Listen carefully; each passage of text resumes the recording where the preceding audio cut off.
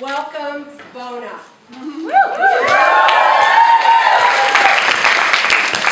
I'm Diem Jones.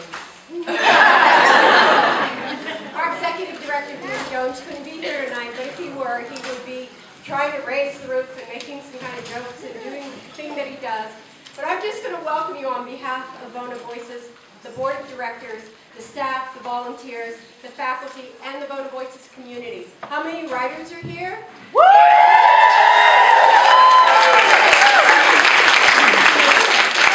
How many readers are here? That's great stuff. Wow, Elmas is going to make me cry. Because tonight I feel like I've come full circle. In 1999, I was sitting in that audience looking at all these wonderful writers, wishing that I could be a writer too. And what do you know, I am. So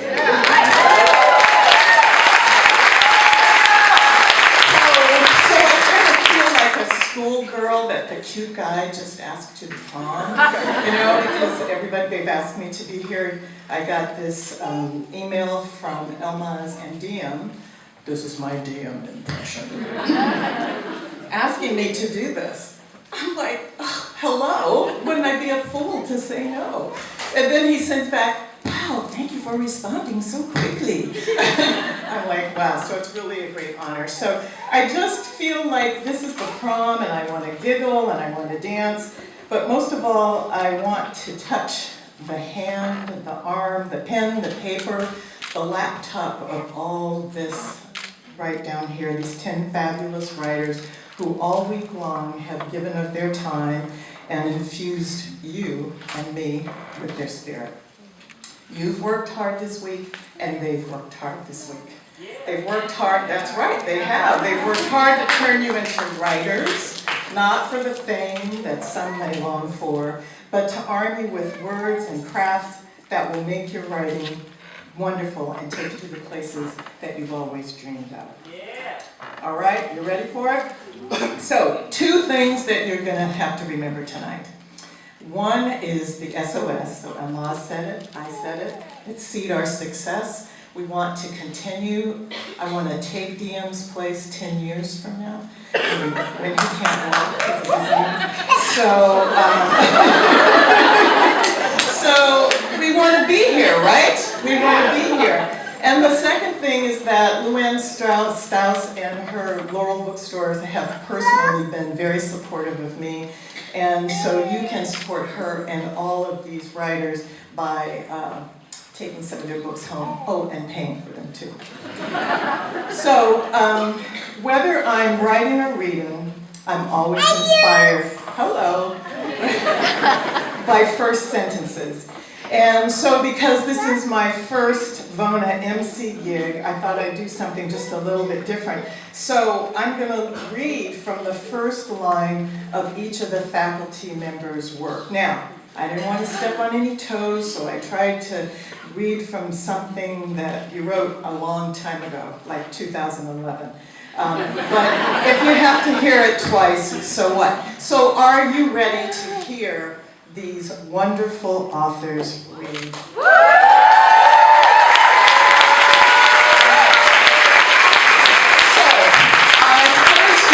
Our first reader is Jeffrey Raynard Allen. So yesterday I stopped by the faculty panel on publishing, and each one of the authors offered their advice, and this is what Jeffrey had to say. I'm kind of thinking he's a man of few words. He said, the work has to be strong. So as I looked through the internet for reviews and interviews, no interviews with you, Jeffrey. Yeah, somewhere, I couldn't find them. Anyway, his works and his reviews really prove that Jeffrey practices what he preaches. So Junot Diaz has called his stories tough, beautiful, and a gift. The New York Times Book Review described his prose as intense and concentrated. Listen to this first line from Rails Under My Back. Long before Jesus entered the world, blades of southern grass sliced up the soles of his grandmother's feet. That is a strong line. Ooh, I'm scared. Don't you want to know what comes next? Well, this is his first year as a VONA faculty member, so won't you all please raise your hands and welcome Jeffrey Renard. Testimonial, supported in belief, verified in fact. Who could have imagined only 5 minutes to save your son, a roaring herd in open sunlight, fear felt together, the net noose tightening, some breakdown in communication, and wrong turning, life and warning, God no guarantee. Move now at breakneck speed, many places to hide and none. Indeed, I could camouflage myself in reeds and thickets, lather myself in mud and lie down in the rocky riverbed, and they might pass me by. But even if I could disappear, no hiding place for my son. For what if they overtook me, caught me? In such circumstance, his fate linked to mine, trapped. So I slicked down his body with water. Hurry up, from the oily stream will be greased our guns. Secured a breathing mask to his tiny face, steel pale in color and sun deprived from the fresh womb. Enough concentrated oxygen to keep him alive a half day or more. Then I tethered a cow to a tree so that it would not pull away once the painful work began. I started to ease my son into the cow's anus with 2 hands, a lot like the way we loaded a long shell into one of the big guns. The cow tensed, but to my surprise, offered little resistance. I slapped the hard, round buttocks and sent the animal off at a slow trot, knowing that it would not run far. I dropped down into my hiding place. Those of us, the men, only the men who survived, awakened to a world covered in white clay, ground, leaf, branch, and tree covered with the white stuff of witness. We ran about in every direction at once, like shy birds hard to catch. As we soon discovered, it was no accident or miracle that we had survived. They had deliberately spared us. Dead littered the contested, flexible boundaries of our town. They had ripped apart each male child, pieces of skin, tissue, organ scattered over the fields like some strange harvest. Unidentifiable, I could not find the cow. No piles of flesh and shit, no tracks, no traces, nothing. We marked out a circle and worked through the night to dig a collective grave. Our fierce spades slicing into the earth and flinging free dirt into the air, our mouths spitting red traces of talk and tobacco into the sky. We gathered what we could into boxes and baskets and buried it, then came with our weapons and stood around the steepled dirt, uttered their names. Some wept, others remained silent, some burst into hymns while others danced our calamities. If a man dances alone, he will not dance for long. Tired, the older men handed over their dance to the younger. Many of us would mark this occasion with the annual return to the grave, attempting to attach some definite meaning, some magical intent to our loss. Others enacted something secret and probably offensive behind closed doors and shuttered windows. Any ritual leaves out too much. All of us would dream at night about the returns of our sons, barely recognizable creatures, disguised, terrifying us out of our senses, lookalikes in a deathly masquerade. We returned to our shops and jobs, mourning taking on our habits and thoughts, and the murder boys lingered on in the beautiful dark revenge. Writing is a solitary act, she says. I come from a big, noisy family. I live among many communities. I love hanging with my friends and feeding them scrumptious meals. But in the end, when I write, I go off on my own. I find a way to quiet my mind, and I sit with myself. That is how the writing, the rewriting, and the rearranging of story parts happen, all by myself. And yet, I would be nowhere without my community. And clearly, VONA is one of Evelina's communities, right? Because this is her 4th year at VONA in the Bay Area, But if you add the 2 that she has done at the winter intensive at the University of Miami, that makes it 6, right? Plus she's a board member. That is community. She wasn't lying. So she has a book of short stories, and the first story in that book is called The Look-alike Women. The first line reads, "Because you are all beautiful, but in different ways." Wow, look at all of us. Powerful. Let us please welcome Evelina Galang. I am surrounded by Papang's drums, all of them stacked and spread about me like a silver cityscape. I light a cigarette and hang it in the corner of my mouth. I think of my mother and I want to explode. I see Lola Annie lying in her hospital bed and I want to hit someone. If only I truly was a hilo. If only I could do it, I would. I open my mouth and hot flames of wind shoot out of me. No words. I puff on the cigarette and trails of smoke float to the rising half moon. Words, like little grains of uncooked rice rattling in a tin can, rumble inside me. Through the sticks, I tell myself, through the sticks. Let the words vibrate through the skins, I say, through the skins. Syllables escape. Words release themselves in hiccups, in beats, staccato, syncopated, long and short, quarter, half, 16th beats with spaces in between for silence. With silence. It is in the beat. Silence. It is in the knock, knock, knock at the center of my chest. I roll my sticks across the skins of all the drums. I bang the drum. I bang the drum. My words fall out of me loud and clear in Tagalog, in Ilocano, and if you've forgotten the mother tongue, then hear the words in your precious English, Inay. I kick the bass drum. I kick the bass drum. Inay shows up even with my eyes closed, staring at me with those big brown eyes, smiling like she thinks my anger is funny, says she loves me. I bang the tom-tom, says everything she does is because she loves me. Boom, pang, pop. What is that now? Where is she now? Lola's dying. Where are you now? Boom, pang, pop.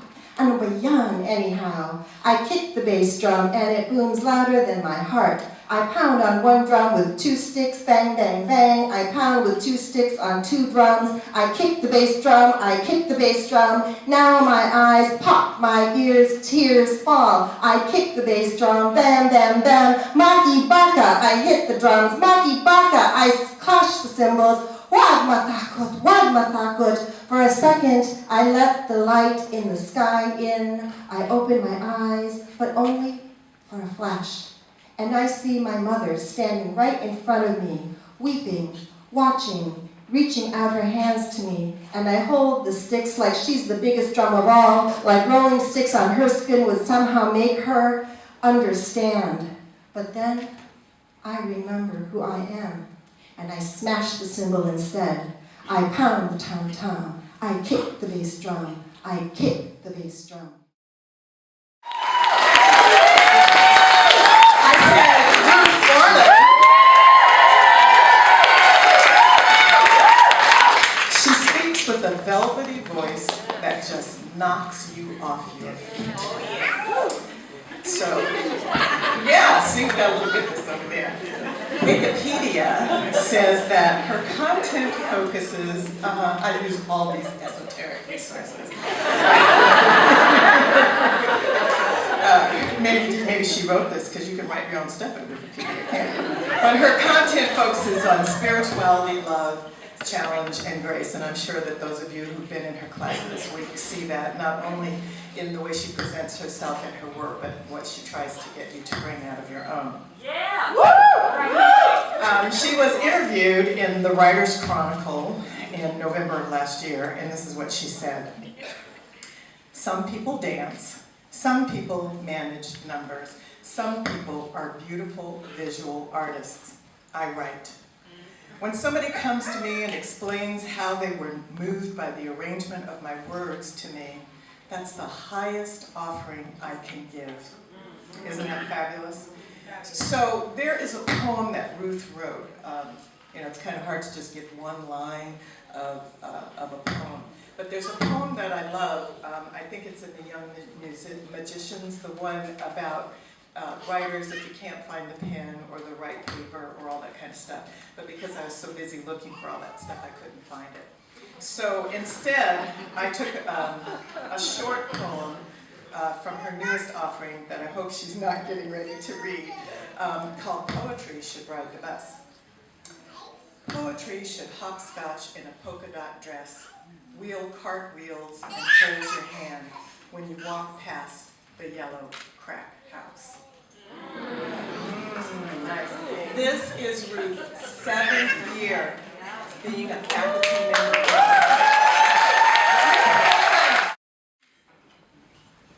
I read violin. I have no idea why. But this poem was written after a broken heart.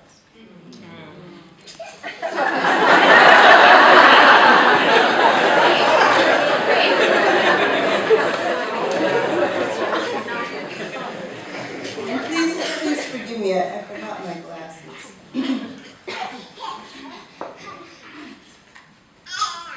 I was a fine violin till I broke in half. Could not take the pressure and split. Now I sit, gluing myself with prayer and gentle song. Each day, a little here, a little here, calling on the master musician to touch where I can't reach. He places his hands in the small of my spine. My seams fuse together, perhaps more beautiful than before, perhaps more fine. Perhaps these cracks others follow with their fingers like a map. Ah, I know that place.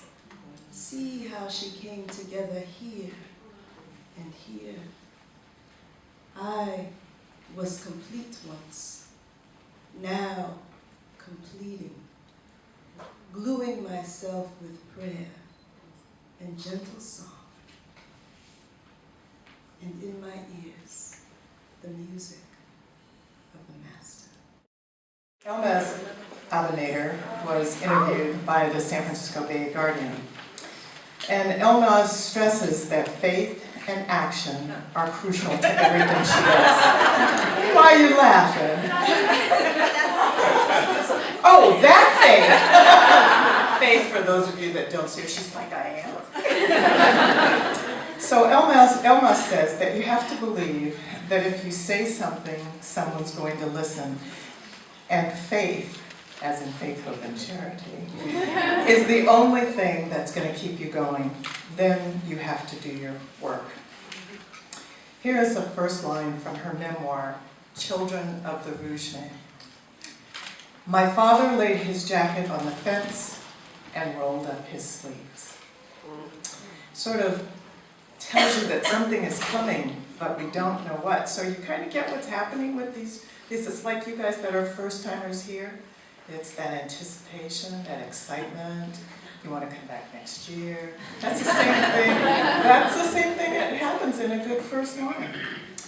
So I was also doing a little bit more research.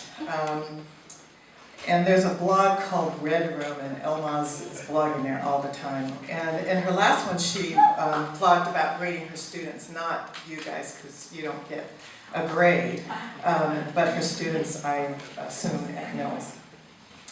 And so then she went on to grade herself, and she kind of did it in this order. She graded herself as dog owner. You can see where your priorities are. Professor, spouse, sibling, and friend. She was kind of tough on herself. I won't tell you where, but she gave herself a couple of A- and some C's. Well, you know what? That's just not right. Anybody who knows Elmaz and how involved she is, not only here at VONA, but in so many other things in the world, knows that that's not right. Because you know what? This is her 14th year.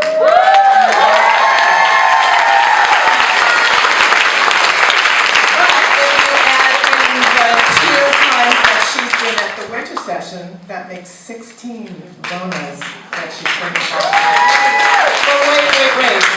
For those of you that don't know, Elmaz is a co-founder of VONA, and she is also a board member. So I say you're wrong, Elmaz. You don't fall between that A and C. We give you A++++. Yes. Elmaz. Following Ruth Foreman is kind of like, I'm going to go on after Prince. Really. So I'm not reading poetry, obviously. I have a new short story called Queen of Spades. It has no collection, it doesn't go in my novel, and it's not part of my poetry collection, but here it is. A friend of mine, Julie Cathy, assigned her friends a card out of a deck of cards. And she gave me the card Queen of Spades. And I'm going to read a kind of eviscerated final pages of it because I had to kind of read it out to make it short enough. But Lena has returned to her mother's village several years after the war has ended and after her divorce. And her father and her brother, Peter, were both lost in the war. And she goes to the garden. This was her father's favorite thing, was to work in the garden. And she starts to find bones. When Lena ran out of the skeletal parts, the body was 80% complete. She didn't have the skills to make any assumptions about the specimen or who had inhabited it, but she guessed there would be a skull somewhere. She walked back into the corner where she had found the bones. Deep in the corner, a rock sat, sinking into the ground. Lena approached it, squatted, and pushed as hard as she could. The rock edged away. The soil below was cooler and finer than the rest of the garden. She dipped her hand in and immediately felt the solidness of the skull. Wrenched in every direction, pulling and jiggling, she freed it. A human head, somebody's face, a brain, eyes, senses, and sense. Holding it high, she went back to the back driveway and placed it at the top of her incomplete body. Then aligned the other bones as neatly as she could. She turned toward the house and found her mother standing behind her, quiet, solid. "Mom, look what I found," Lena pointed to her display. "Some of the soldiers from the right, I'll bet, or maybe some of the Syrians."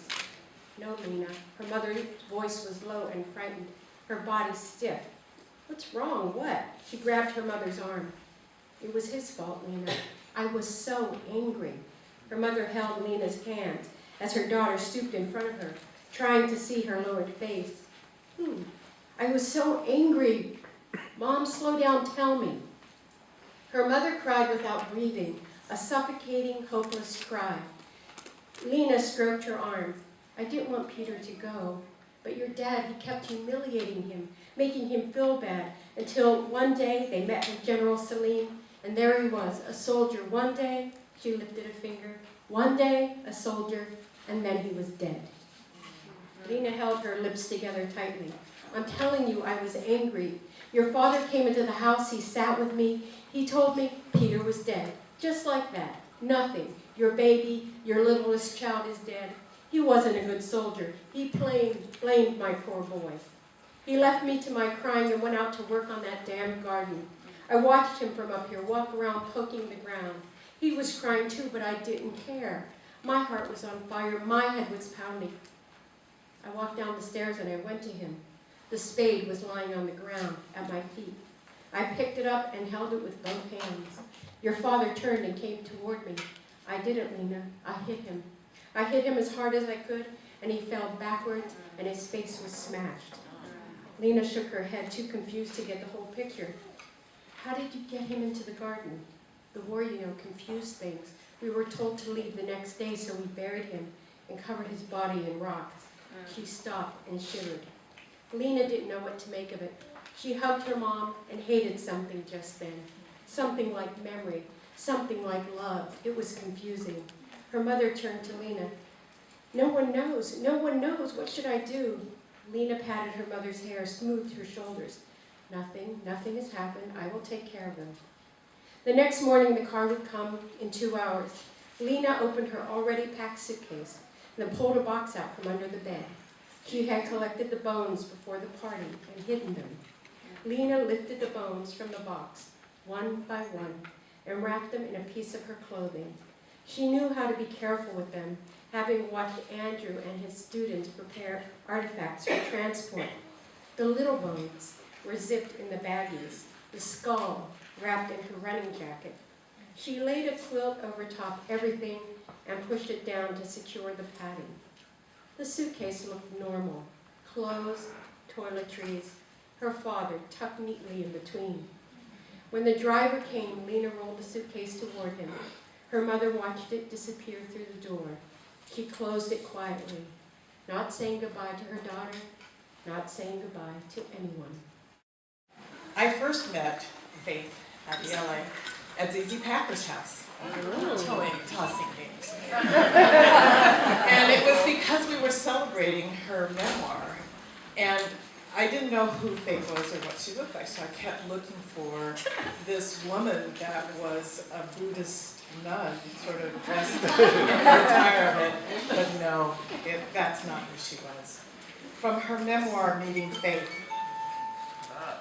January 26th, I arrive at Wat Krah Singh, the royal temple of northern Thailand, slightly hungover, fighting a losing battle with my clothes.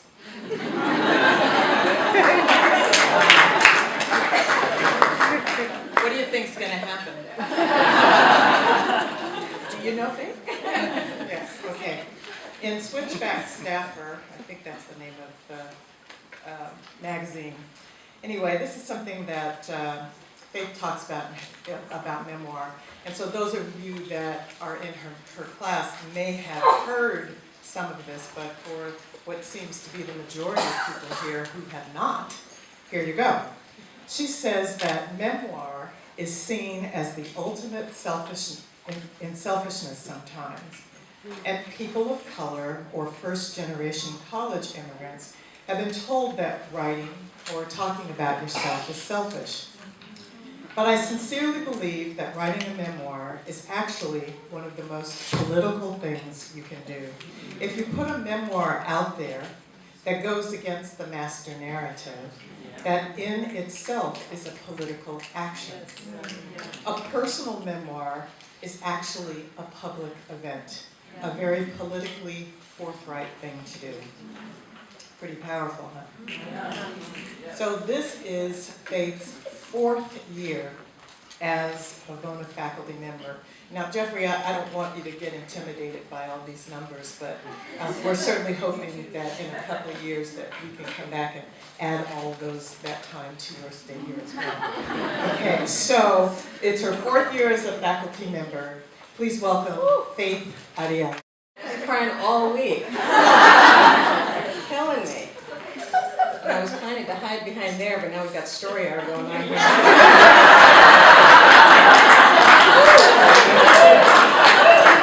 I was writing the thing in the car. So, yeah. Lord have mercy. Okay, I told my students you got to be the nice one who thanks everybody. So, as always, I have to thank VONA and Elmas who changed my life.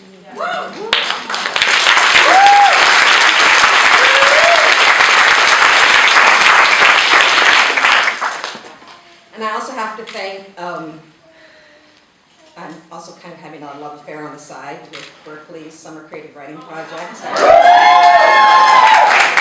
thank Ryan and Nemo for allowing me to do both. And I'm a little nervous because in that corner I have students both from VONA and from Berkeley. They don't see each other.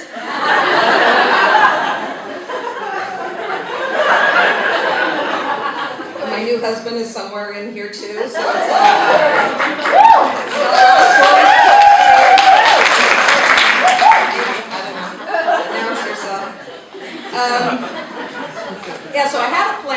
last year, I read the prologue to my epic memoir, which is 4 generations of family on 3 continents, 600 pages and growing. And the plan this time was to read the final chapter, which is the burial of my father. But then yesterday I found out that my sister gave birth to a baby girl in Nigeria. So I have to read something that has a lower body count.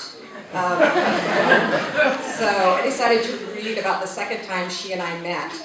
But as I said, I wrote it in the car. So, but it does show me behaving badly. So that's for my students. Okay. 2 nights before we're scheduled to depart, the imperious director from Mexico City flips out. I promised my son, she tells PBS, who relays the information to me, I won't go to Africa. Tel Avida, I say. My people like to call it Nigeria. But the Mexican military has put a price on him for her last documentary, and there will soon be reason enough to transfer any and all resentment to the cameraman, a flirtatious Spaniard we call Don Quixote.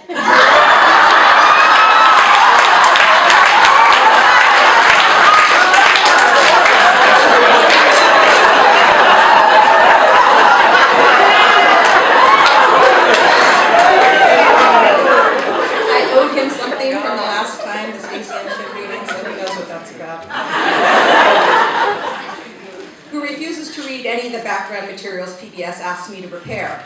I've been to Cuba, they'll shout every time the issue of Nigerian know-how arises.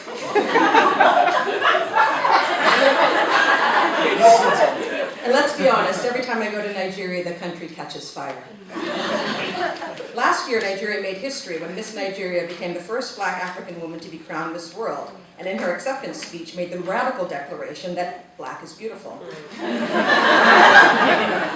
Nigerian leaders parlayed this into a successful bid to host this year's pageant, which is supposed to improve the country's image 3 years after the return to civilian rule and 2 years since religious violence in the north. From what we understand, things are going poorly. Besides the usual power failures and water shortages and transportation breakdowns, contestants have started fainting during rehearsal.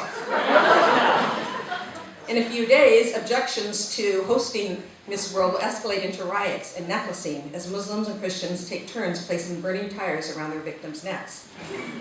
Upon landing, we rushed through the fluorescent corridors of the new capital's airport in a clutch of expats, women in faux furs corralling small herds of well-turned-out children, northern businessmen with embroidered caps and layers of gleaming damask, bored hipsters with British accents, bodies tightly encased in head-to-toe denim outfits, pressed and distressed within an inch of their lives.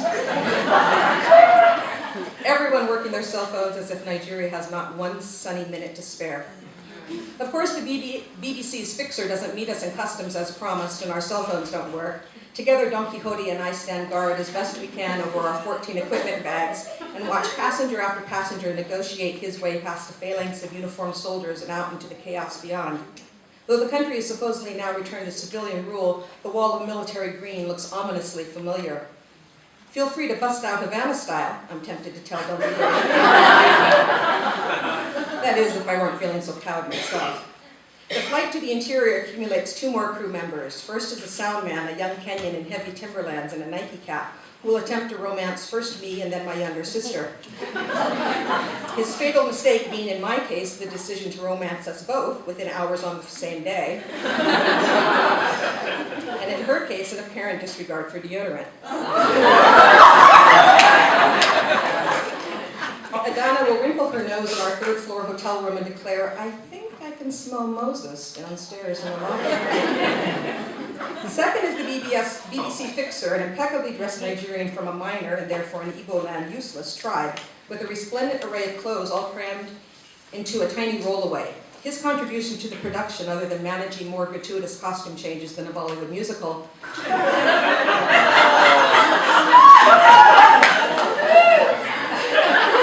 will consist of charging 4,000 naira to get us bottled water and peanuts, equivalently $31 US, then disappearing for hours with the change.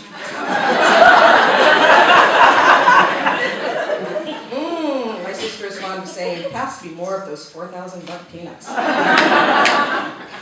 We disembark onto the tarmac like 60s movie stars. Once we're inside the tiny airport, a security official with tribal markings carved across his cheeks like a panther's whiskers keeps screaming old-style Nigerian threats to confiscate the camera. I see my brother Emeka, tall and broad as a house in a navy suit, grinning at me through the glass doors. 12 years ago, he was a teenager. Now he's a man. A small woman I don't recognize peers out from behind him. Surely that can't be Adanna, though she did promise to be at the airport. Don Quixote tells me to wait before going outside so he can slip out before me and film our reunion. But as soon as the guard sees the camera, he goes berserk. "That man is trying my patience," he shouts and charges out to the parking lot with his gun. I follow and the usual grand comic opera that is Nigeria ensues. Don Quixote bleeding softly, Moses the sound man perspiring toxically, useless dandy of a fixer's stomach growling, my brother, his driver, and 2 taxi drivers all shouting in Igbo, English, and Pidgin to negotiate 3 cars, 14 bags, and 1 irate official waving an AK-47. The woman I thought might be a Dana or a girlfriend has disappeared, and the dark-suited man with the memory of my brother's face bellows indignation at the soldier's behavior, which is standard from what I remember. "Do you want me to beat you down?" Emeka roars. "Look at me. I work at Nigerian Access Bank."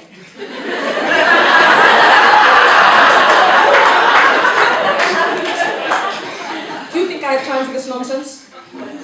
Oh, he catches sight of me and gives me a quick hug. "Welcome, sis." When we finally arrive to the house, Adana, upset at being left at home, screams, runs upstairs, and locks herself in the bathroom. Thank you. It's really too bad that big sense of humor doesn't come across in her writing. Matt Johnson, the first line from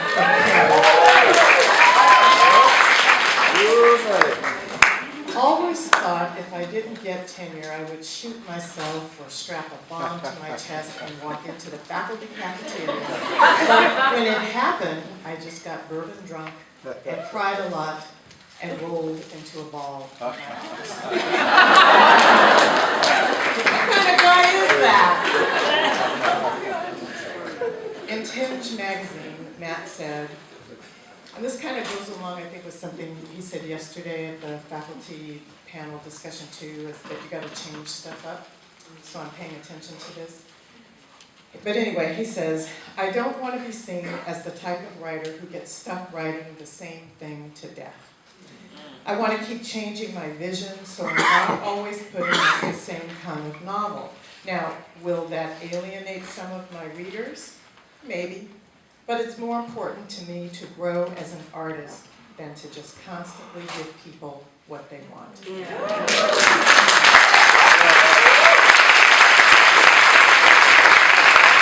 4th year here and in the VONA faculty, 5th if you count that elusive Miami weekend. Matt Johnson. Okay, this is called Coffee. It's a 2-page story. I got a cup on my desk. It's a coffee cup. It's for coffee. You sent it to me after you were gone, years after. I keep it on my desk. Before that, I had the message that you left. The phone message, not on my phone, but on a computer somewhere only I could call to. I kept it for years. I would call it. I would play it. Just to hear your voice. Even if it was saying you just can't go through with it. That things got too serious, too quick. That you're sorry that you just can't see me again. Even if I'm coming through town. Because it's too soon. This was years before you sent me the coffee cup. You even ended the message with a referral for an article in the New York Times on multiple sclerosis for my mom. You sounded even sadder with that part. Like you thought about it before the call, thought it would be a good idea just to drop it in there.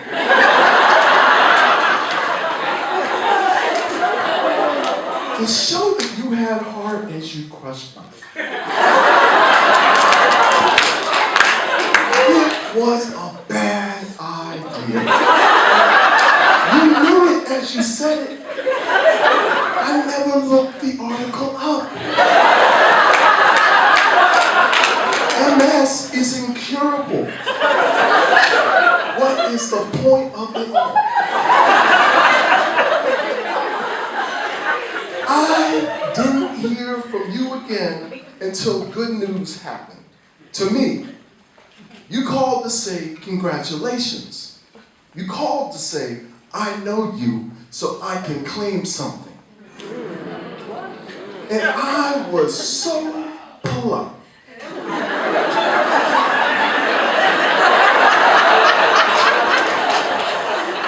I was so cordial that you asked for a favor.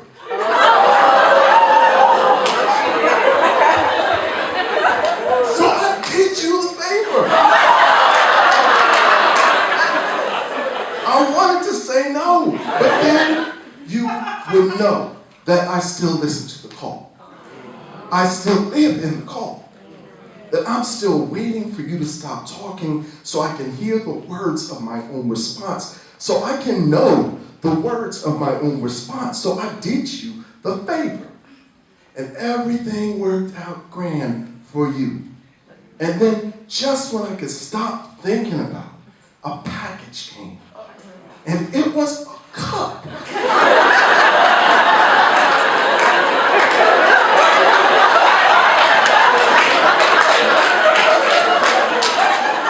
It was the coffee cup.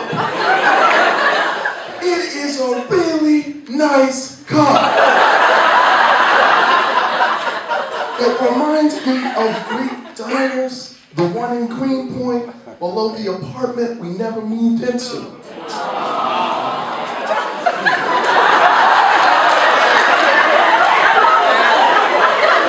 It's one of those blue and white paper jars. The cup, not the apartment room, the extra room big enough for a crib. A paper cup, but done in porcelain, so it'll last forever. You can drop it, but in theory.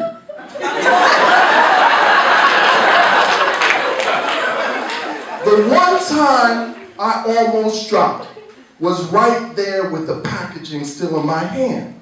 But I didn't. I kept it. I put it on my desk. I won't drink from it. I'm not that much of a masochist. But I keep it on my desk. I erased the message, but I keep the cup on my desk. Sometimes I look at it. I don't need it to remember, but I look at it. I need it to hold pens, paper clips, USB sticks, dust. David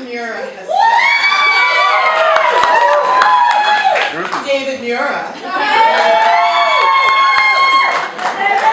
has said that there is a certain type of writer that likes to take everything out from under the table, stuff that no one wants to look at, and say, let's look at this.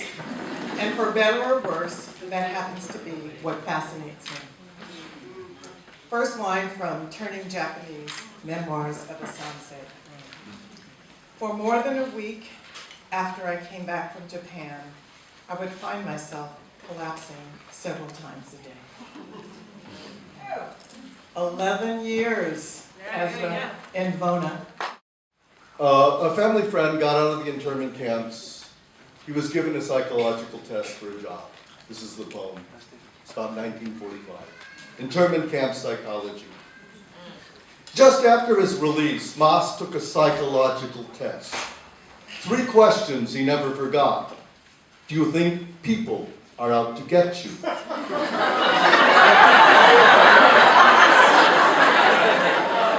Do you feel you are being followed? When you see a crowd of strangers walking towards you, do you try to avoid them? To all 3, he answered yes, and knew he sounded insane. VONA is a place where I come and I feel sane.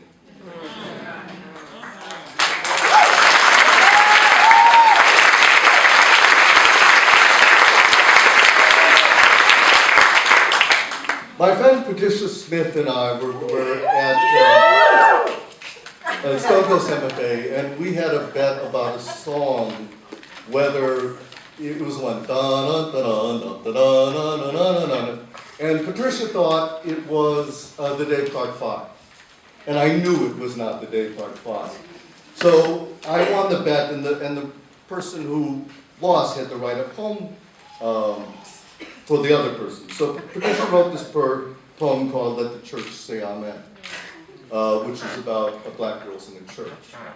So I decided to write a poem back, and the occasion was when I was nominated for an Urban Griot Award. And this is about being a Japanese-American, suburban, nerdy kid being nominated for a spoken word award.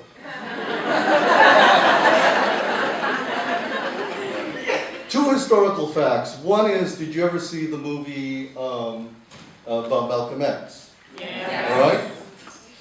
Did you see a Japanese-American woman there? No. Yuri Kochiyama was in the front row. She was a good friend of Malcolm X. She was there. She cradled his body. That was white body history. VONA is about these connections. The other connection is a Vietnamese, North Vietnamese told Amiri Baraka at the Paris peace talks that they gained inspiration from the civil rights movement. Poem for Patricia Smith upon my nomination for the Urban Griots Award. If the urban griot unravels his hip-hop, or lyrics are way up from the blues, if she shouts gospel tongues, going off creation, from the gardens of Babylon, down Egypt's dark Nile nights, hell, it's all over but the dines, the refrain I sing. And if DJ Kool Herc, or even Biggie and Tupac, pass me by like comets in daylight, if my feet can't shuffle Motown or squeeze a duck walk off the floor, if my tongue numbs before some simple preacher chant, you hearing me? You hearing me, sisters and brothers? Girl, I can't slide that music up my guitar. Can't juice my mouth to a boombox like truth. Can't maze my way through alleys where the size of your balls cuts through chalk on the sidewalk, and hopscotch should be skipped by girls smacking Mary Mac, Mac. Oh no, I gotta jump back. I'm just a boy from the suburbs, and yellow at that. My hallelujahs in my past, silent as the Buddha. And yet, if Yuri could cradle Malcolm's bleeding body, if some VC could whisper to Baraka the song Martin prophesied, if you could dedicate Let the Church Say Amen to me, P.S. I just might be there, humming, harping, and howling, bones rattling and rolling off my American bandstand soul. So yes, put out the crossing over, sip cups of Genmaicha and chronic, shout jittery and jazzy as Zen, as those long ago years we shared spaces with those on the res for that word, Jap.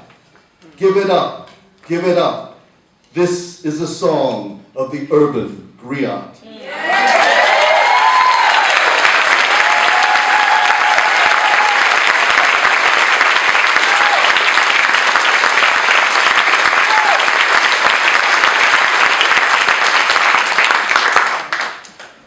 This comes out of a discussion that a Native American colleague was having with a Chinese American colleague about having a discussion about indigenous rights. It also points out that the head of the Wartime Relocation Authority, which is the internment camps, went on after the war to become the head of the Bureau of Indian Affairs. Dangerous trains of thought. And Marcy still can't get her Chinese colleague to agree to a forum for writers of color living in the 21st century on indigenous land. And I'm thinking of how they planted Poston and Gila River on reservations, and the head of WRA, Dylan Meyer, after the war, headed the BIA, proving the US picked the right man for the job. And I'm tracking Sherman's Indian killer, And at the point where the protagonist decides he has to kill a white man, the words spark this jolt within me. And I think how this Indian was raised by whites and doesn't know who he is. As I did not know all those years rooting for the Cowboys and Johnny Reb, John Wayne at Iwo Jima, VONA fending off Mau Mau's, drums in the distance saying, "We eat well tonight, white meat for all." And I wonder if it's the pale poet reading at the lectern his insipid poems, or the fox diddlehead, or the latest teen flick hero with sensitive blue eyes. Or is it the white man still breathing inside me? I must kill just to see who I might be.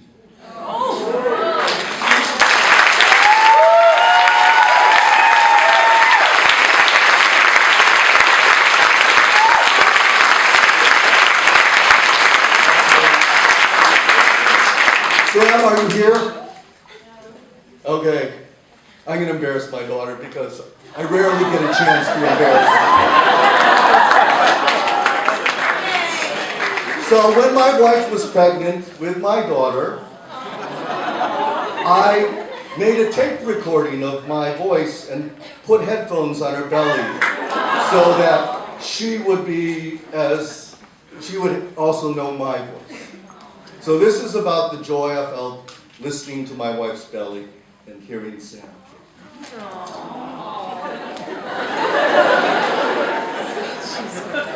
Listening for Samantha. And this is from a scroll of images that came from the village of where my grandparents grew up. Listening. And from that village steaming with mist, riddled with rain, from the fishermen in the bay hauling up nets of silver flecks, from the droning of the Buddhist priest in the morning, incense thickening his voice, a bit otherworldly, almost sickly. From the oysters ripped from the sea bottom by half-naked women, their skin darker than the bark in the woods, their lungs as endless as some cave where a demon dwells. Soon their harvest will be split open by a blade, moist, meaty flesh, drenched in the smell of sea bracken, the tidal winds. From the torii halfway up the mountains, and the steps to the temple where the gong shimmers with echoes of bright metallic sound. From the waterfalls streaming, hovering in the eye, and an illusion rising. From the cedars that have nothing to do with time. From the small mud-cramped streets of rice shops and fishmongers. From the pebbles on the riverbed, the aquamarine stream, floating pine trunks felled upstream by men with hachimaki tied round their foreheads and grunts, "Yosho!" I remember from my father in childhood. From this mythical land of the empty sign and the thousand manners, on the tip of this peninsula far from Kyoto, the Shogun's palace, in a house of shoji and clean-cut pine, crawling onto a straw futon, one of my ancestors laid his head, as I do now, on a woman's belly, and felt an imperceptible bump, like the bow of a boat hitting the swell, and wondered how anything so tiny could cause such rocky, unbroken joy. What'd you say?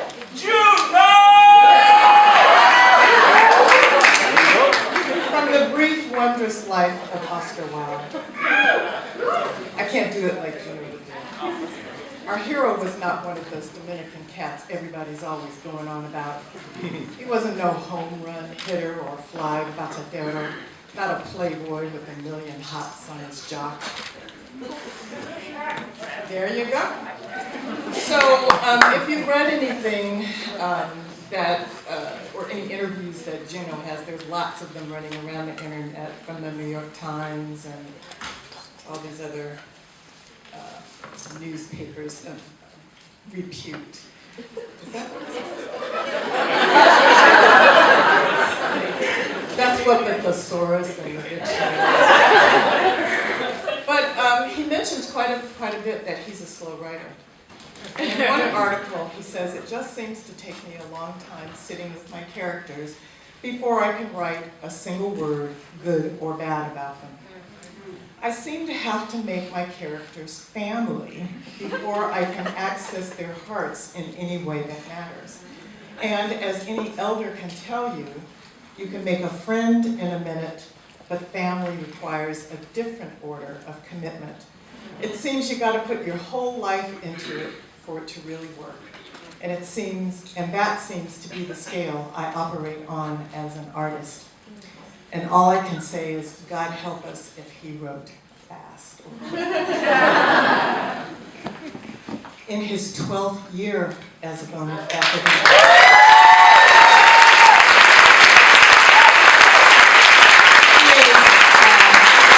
he is co-founder, he is a board member, he is Juno Diaz.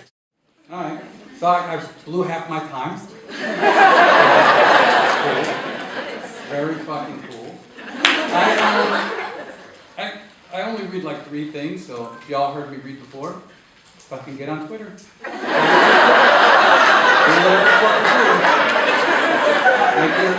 Make your little fucking Vine video.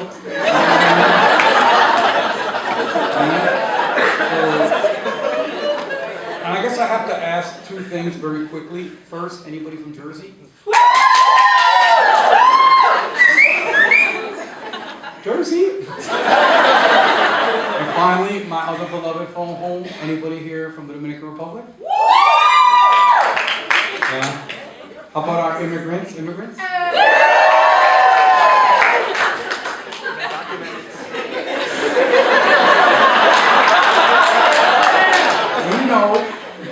You know. Alright, so that's it. We're about 2 minutes left. Yeah, man. So let's just take a look at the same thing I read all the time. Let's just do it real fast. Alright, here we go. Wrote all these stories about cheaters, blah, blah, blah. And this is a story about this young Dominican Jersey guy. It's called Cheating. Him and his girl. She wants to break up with him, but he's like, "Nah, come to Santo Domingo with me and everything will be alright." So she falls for it. Right? No, motherfuckers sometimes fall for it. No, sometimes y'all do, you know? Sometimes you go on a trip with somebody you should never go on a trip with. And I know how young people are because they haven't had that experience.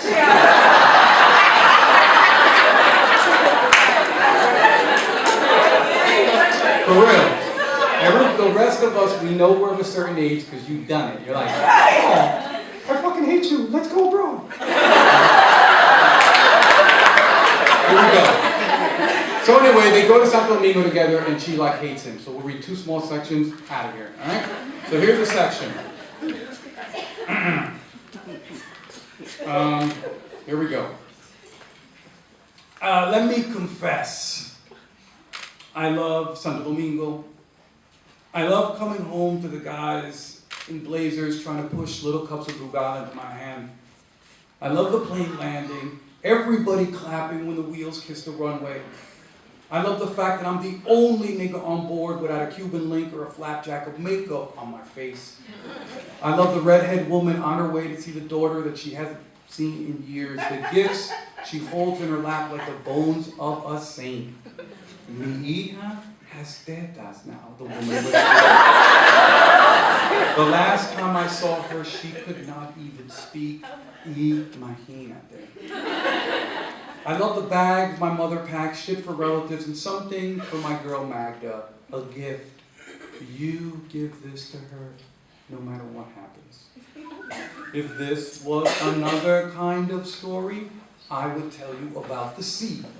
What it looks like after it's been forced into the sky through a blowhole.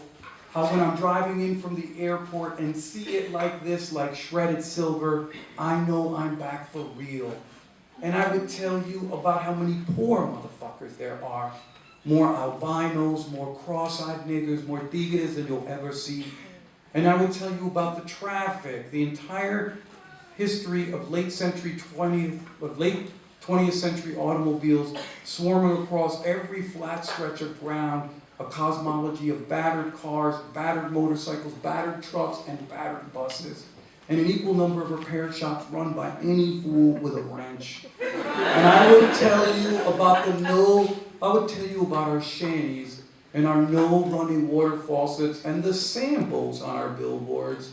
And the fact that my family home comes equipped with the ever-reliable latrine. And I would tell you about my abuelo and his campo hands, how unhappy he is that I'm not sticking around.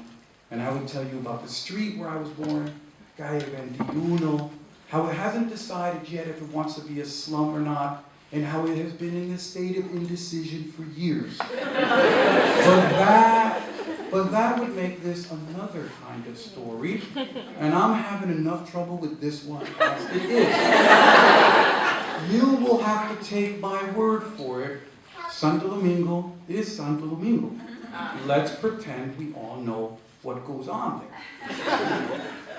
Now, they land, and just 2 paragraphs left, they land, and this motherfucker fucks up again. So they're in a hotel room, and this is where we'll leave it. Okay? All right, here we go. By the middle of day 3 of our all-Quisqueya redemption tour, we are in an air-conditioned bungalow watching HBO.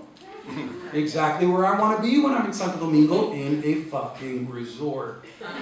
Magda's reading a book by a Trappist, in a better mood, I guess, and I'm sitting on the edge of our bed, fingering my useless map, and I am thinking, for this, I deserve something nice. Something physical. Me and Magda were pretty damn casual about the sex, but ever since the breakup shit had gotten weird. First of all, it ain't regular like before. I'm lucky to score some once a week. And I gotta nudge her to start things up, or we won't fuck at all.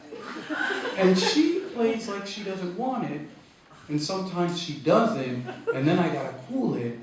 But other times she does want it, and I have to touch her pussy, which is my way of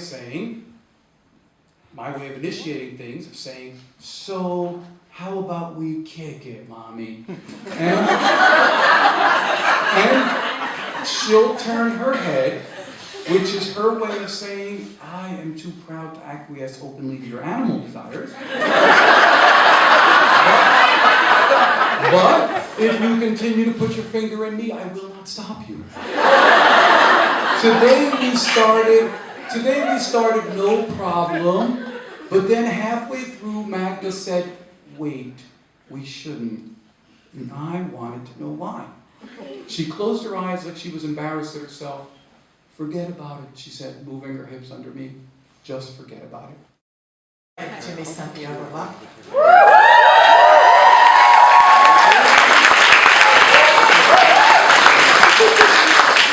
He is in his 2nd year as part of the VONA faculty.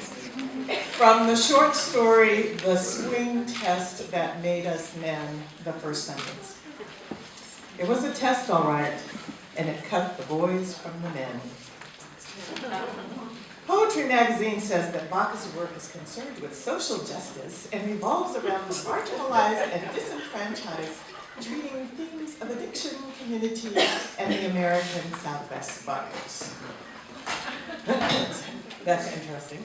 But in an interview, this is what Jimmy said. He said, I approach language as if it will contain who I am as a person. And that's a statement that reflects his interest in the transformative and generative power of language. But all that set aside, this is my favorite quote from him. I don't know if I would have lived had I not found poetry. Yeah.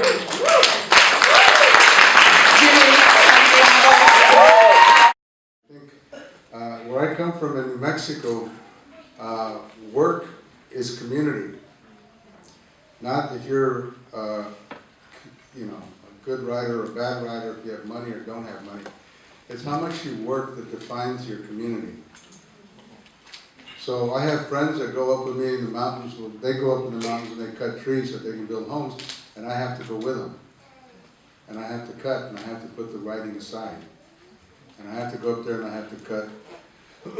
And interestingly enough, recently, during the winter, we went up there, and I guess the guy had a cold. I don't know. I guess his ears were stopped up. We went up on the mountain, we started cutting some trees and stuff. I told him twice, you gotta move out of the way because they're gonna be cutting over here. The tree fell and it killed him. We came back down from the mountain, we came back to our homes, we were there.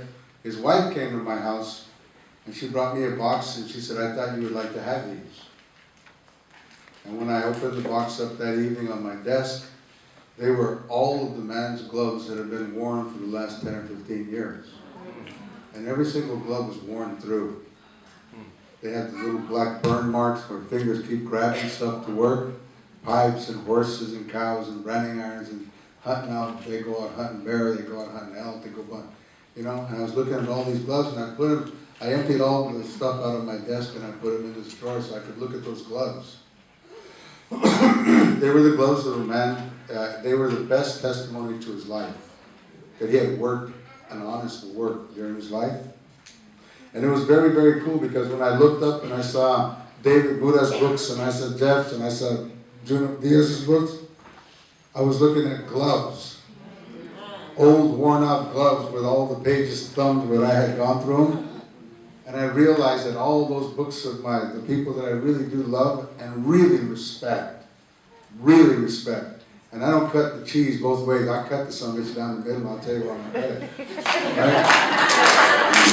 If I tell you there's a white writer here and a black writer here and a brown writer there, I'll tell you who the best writer is, and more often than not it's one of these brown or black writers. But that's neither here nor there. So it's a great honor to be amongst people who really have a sense of what the true history of writing is about. And that's about the ability to express and have language. So I'd like to end by just saying thank you very much for allowing me to put your books on the shelf and remind myself of workmen's gloves. Because the work that you do as writers,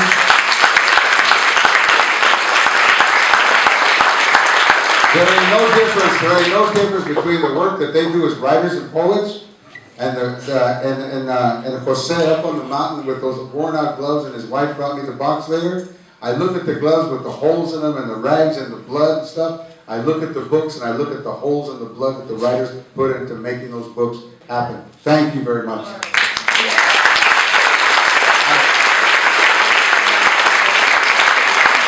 I'd like to read one poem here. This is about what happens when people don't let you speak the language. Bueno, porque yo hablo español y también un poquito de los indios donde yo vengo de Nuevo México. So I speak a mixture of Indio and Chicanismo. Pero mira, este is what happens when my grandpito went into an office one day and he couldn't speak English. Pórtate bien. This poem's about language and the importance of language. Pórtate bien. It goes out to all the students here. Because your language, you brought it to me, at least in my group, and I have the most amazing poets I've ever met. Thank you. Pórtate bien. Behave yourself, you always said to me. And I behaved myself when others were warm in winter and I stood out in the cold. And I behaved myself when others had full plates and I stared at them hungrily through the window, never speaking out of turn. Existed in a shell of good behavior, with my heart became a wet feathered bird growing but never cracking out of the shell. Behaving like a good boy until my behavior shattered by outsiders who came to the village one day insulting my grandpito because he couldn't speak English. And it was that moment that English became the invader's sword, the oppressor's language, that hurled me into a profound despair. That day, Grandpa and I walked into the farm office for a loan, and this man didn't give Grandpa an application porque era stupid. He said, because you're ignorant and you're inferior. And that moment cut me in two pieces. One, screaming that my grandpito was a lovely man. And the other, that this office government clerk was a beast. And I saw my grandpa's eyes go dark with wound hurts of regret that his grandchild would see him humiliated. And I knew that day that the apricot tree of his soul was burned and cut, using English as a language to cut it down. I knew it. But your words, Grampito, pórtate bien. Never forgot him. The scene of my grandpa in that room and what came out of his soul and what soared from his veins helped make me a poet. It was the scene that's never left me through all the sadnesses and the terrors and the sweet momentary joy that have blossomed me and broken me and shattered my innocence. I never forgot the room that day. The way that the light came in through the windows and kind of filtered in through the dust, and the strong presence of my grandpa in his sheepskin coat and those big, muddy, field-working boots and him trying to find his center, moving back and forth after being insulted. The scene and the way that the boards creaked under his work boots and me looking up haunted me when my children were born at home and I pulled them out of mama's womb with the blood in my hands. That scene echoed in my blood, in my dreams. It cried in my heart, was with me through the hours of my life. That man behind the counter with those important government papers rattling in his fingers, with that hateful look on his face, and that scene, and the door, and the child that was, and my grandpa's hand on the doorknob later, and me looking up saying, Grandpa, please, suelta, por favor, you're going to break my hand, and him looking at me like he was about to weep. The scene that dusty day, with the drought-baked clay in my pants cuffs and the sheep starving for feed, and my grandpa's hopes up that the farm aid man was going to help us like he had other farmers. That scene that framed me, my 10-year-old mind, having prayed at Mass that morning, getting on my knees, por favor, Diosito, por favor, don't let the sheep die. 4 generations of sheep, por favor, Dios, please, perform a miracle. With a little help from the farm aid man, I knew that entering that door with Grandpa and seeing the gringos coming out, smiling with signed papers, that we were going to buy feed, that we were going to survive the drought. And that scene with its wooden floor and my shoes scraping sand grains that had blown in from the open door, and me looking around for Grandpa, and the hot sun warming my face, and me standing in the room later by myself, 10-year-old boy looking after the farm aid man had turned us down. And I knew the sheep were going to die. And I knew that my grandpa was going to die. And that moment opened up a wound in my heart, and in the wound the scene replayed itself with a scream 100 times. Why did you have to do this? Because Grandpa couldn't speak English? He had to die? Because he did die. He died of a heart attack later. And when I turned and I walked out the door and I was looking down Main Street, I was squinting my eyes at the whirling dust looking for Grandpa. The world was never the same. Because it was the first time I ever realized how racism could kill whole people's dream. And it was the first time that I realized that racism could just take the man you loved and kill him. How it could kill a whole people's flock of sheep. And during all of it, all my Grampito said to me was, Santiaguito, pórtate bien, mijito, pórtate. Behave. Behave. I heard Stacy Ann Chin.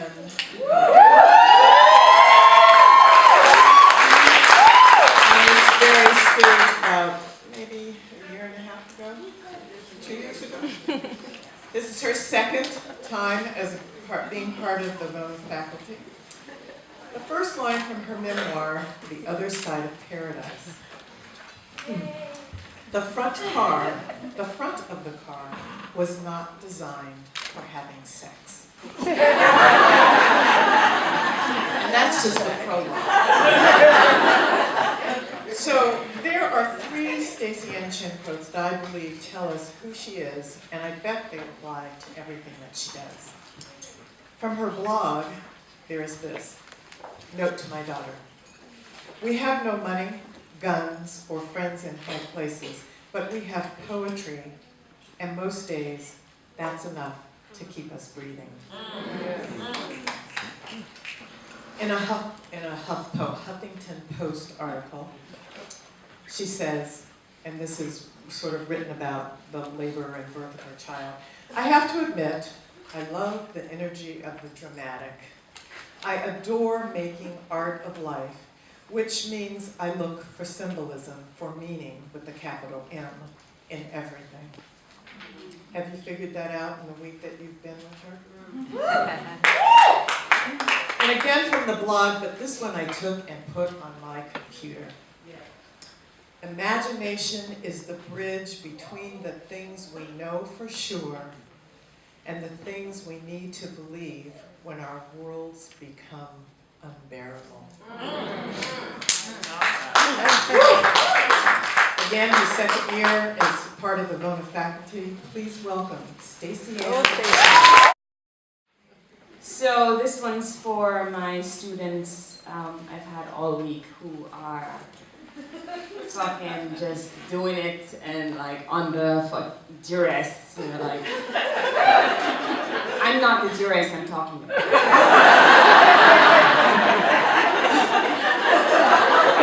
But other parts of your lives, you know, the shit you come to write about. So you know, this is just about when you're, you know, just pushing through. And mad love for Diem, who's not here, for the rest of the staff. Like the last time I was here, I was preggers and like upchucking and begging for food and prenatal vitamins when I forgot them and wearing people's clothes, Faith. And so mad love, and this time I'm like alive and present, and we're like, what the fuck? This is a cool place. Not just a place to upchuck. So here we go. Navigating change from cunt to collarbone. There are more gray hairs on my cunt this year than there were last year. Suffice it to confess, I also have less cash in my account, more flesh on my ass, my hips, my thighs, every day, every week, every decade. I note the measure of less or more. Poor that I am for comparison, I wonder what it means to be thicker here, thinner there, or becoming one with gravity and globules falling more freely than they did when my body didn't matter so much. Not that this expanding waistline means anything to anyone who matters. Gold is never really about flesh. Money is always about power. Who has it, who spends it, fat or thin. Whoever has a silver in hand is in style, but that only lasts a while. Time will eventually level the tracks, no matter who is playing. The years will bring them back to viewing themselves as bodies that are changing. The smartest minds follow suit. None of us is static, which means we all fuck up. All of us fail, excel at one thing or the other, and sometimes not for long. Things are always breaking, shifting, moving out of range. Either you are in motion or you're dead. It feels like just a moment ago I was in love with a boy. 2 decades later I am knee-deep falling for the life I have chosen with a woman and a daughter, traveling oceans, worlds apart. Years later we are still hashing at details, still trying to make sense of these walls, falling, these hearts, always breaking every year we negotiate new variables. And that's the thing about hearts. They are always pounding, always bruising each other, other people, all the time. Those of us who are lucky get forgiven for the shit we do until others learn to forget what they have been doing to us. Stories are always one-sided unless you talk to our narrators. And even then, words are never enough. You have to take pictures and draw maps, caption them, tag them as proof poems. Are only a small part of recounting, even for the poet, pointing razors at her speckled pubes. Never mind the creams they try to sell us. Never mind the promise of vanishing years. Time will eventually catch us, covering cesarean scars with loose clothing. Some days I wake up wanting to run naked through Times Square. Tell the onlookers to stare if they wish. Or fucking look away. Whatever you like, whatever you see is what is there. This is it, motherfuckers. 40 and counting, all the horrors behind me, all the laughter still to come, yes. I'm still coming, motherfuckers. I am still counting orgasms and hours and moments I recognize my most authentic self. I'm still evolving. Mother or daughter, sister or son, we all have to come to terms with who we are, who we have been to others, to ourselves. We are only unfinished poems, still being edited. everybody should like every draft. So this morning, I'm giving myself permission to spread my legs, my arms, my lips, never mind the almost imperceptible misalignment of my post-pregnancy hips. Inside my own parameters, I am imperfect, evolving, bloody mess that I am. I'm not as invested in cleaning up for other people's entertainment.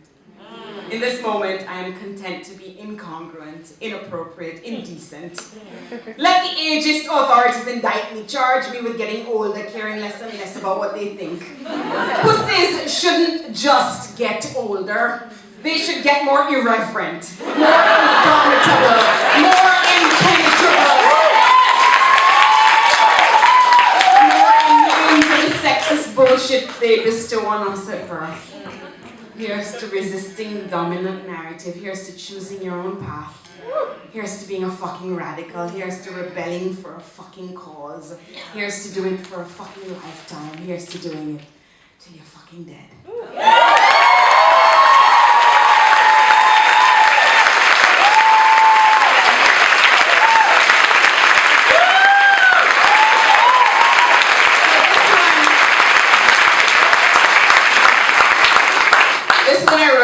And in response, like, we're all face tweeting all fucking day, right? Because this is how we connect with people, like, we, orgasm when we post.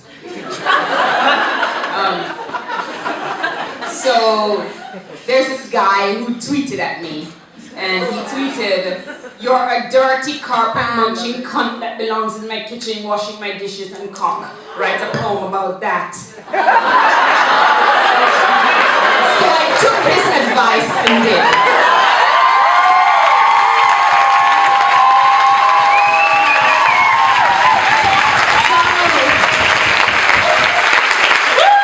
So this is for all the women who have to hear all kinds of fucking shit from people who...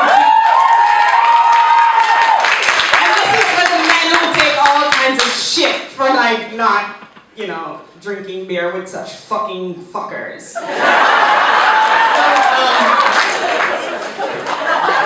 Mad love to everybody, mad love to VONA, mad love to, all the voices in the room, all the people who have sold, all kinds of fucking shit to get here for VONA. We are so grateful that you come and make room and make homes and make stories with us, and I am every day grateful that I get invited back, because really some of us have writer's block and then we come here and listen to your stories and we're like, oh shit, that's a good idea.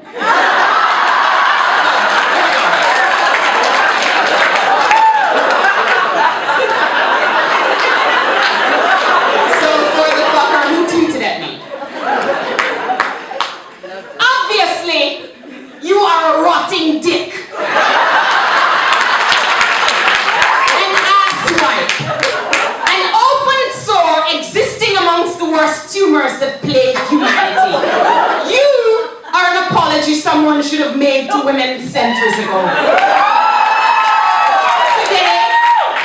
Today you remain a very good reason abortions should remain legal and available.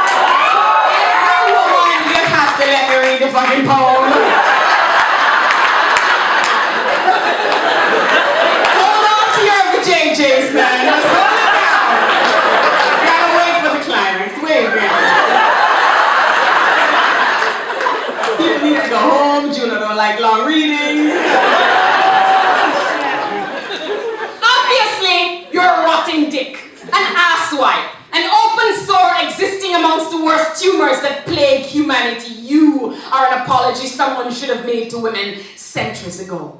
Today, you remain a very good reason abortions should remain legal and available to every woman who finds herself carrying the figurative fetus of your fetid misogyny. Get the fuck out of my room, you hater of your own origin. You forget you came from some woman's cunt. The pussy you so derived provided path for you to get here, spewing your sick soliloquy. Your existence also makes a good argument for capital punishment. But I hold myself accountable to a more compassionate code of ethics, so I will refrain from advocating for the archaic quartering of you. I will also resist the urge to imagine you shackled in sequestered servitude, kneeling at the altar of some woman's holy punani, washing your feet with her mouth.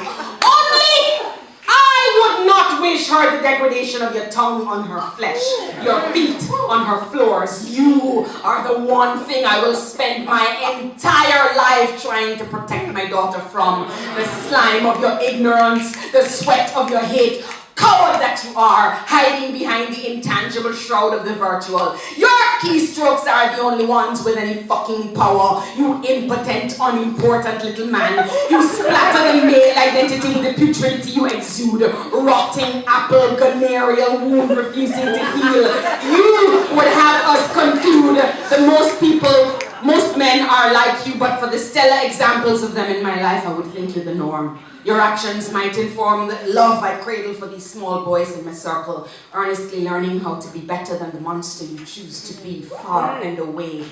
Frankenstein, you frighten me with your ability to keep breathing, your inclination to replicate, to recruit, to keep pressing the boot of your discrimination upon the necks of generation after generation after generation. The only thing that prevents me from going gorilla after you with guns is a collective dedication to the eradication of your kind. Yes. Among the borders of feminism and racists and people who fight racism, these spaces we hold wire against the throat of inequality. Women continue to resist you heart and body. With cunts and collarbones, we kill your cowardice in your kitchens and our bedrooms. We rebuke all you offer as fact.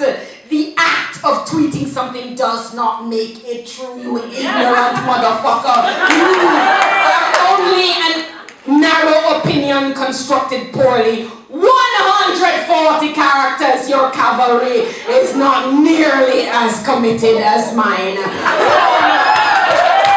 From Nairobi to New York City, from Kingston, Jamaica to fucking Jakarta, you and your cronies were contrived to keep the best parts of us broken. These litanies I am forced to compose will stand as evidence to your crumbling tyranny. Time will hold your actions as crimes against humanity. Yes, and as it was with every disease before you, the strongest and most admirable parts of us will continue to adapt.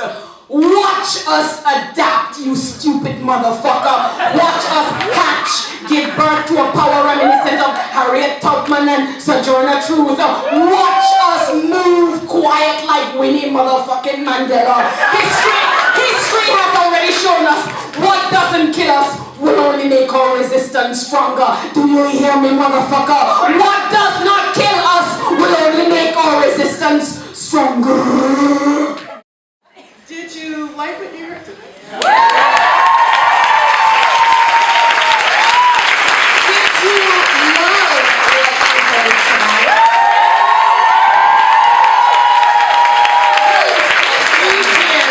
There are a minimum of 2 ways you can make sure this shit keeps happening.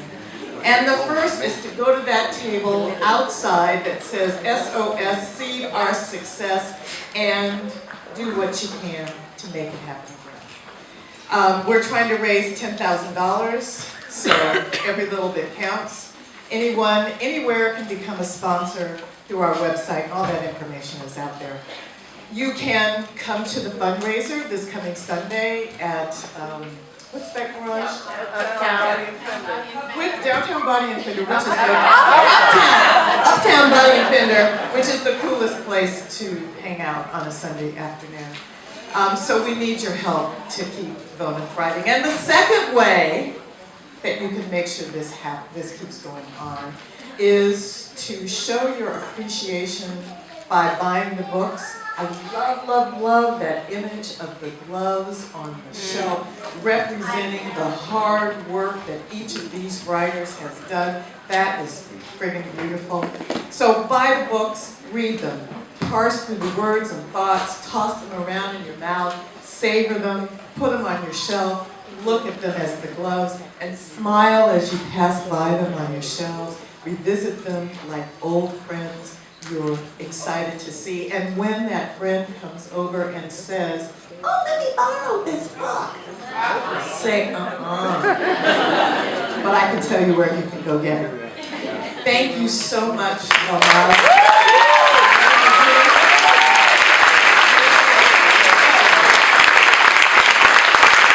Join me, please, in thanking again Jeffrey Renard, Alan